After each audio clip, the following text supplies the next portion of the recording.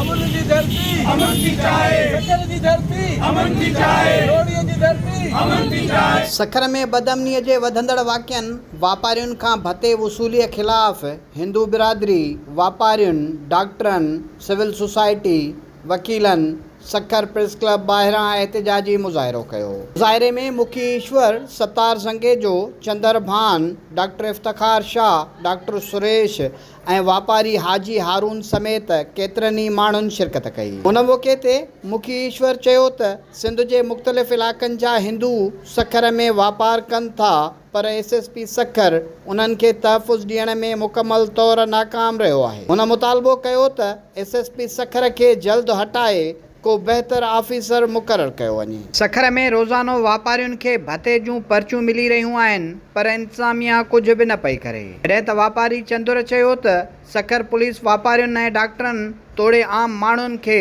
तहफ़ुज़ ॾियण में मुकमल तौरु नाकाम थी वई आहे। उन मौक़े ते डॉक्टर खादिम ऐं ॿियनि चयो त असां डॉक्टर पाण खे गैर महफ़ूज़ सम्झी रहिया आहियूं। एहतिजाज कंदड़नि हुकूमत खां मुतालबो कयो त सखर में अमन अमान जे सूरत हाल खे बहितर कयो वञे ऐं वापारियुनि ऐं हिंदू बिरादरीअ खे मुकमल तहफ़ुज़ ॾिनो वञे। एहतिजाज कंदड़नि हुकूमत खां मुतालबो कयो त सखर जे अमन अमान जे सूरत हाल खे बहितर कयो वञे, ॿी सूरत में एहतिजाज जो दाइरो वधायो वेंदो।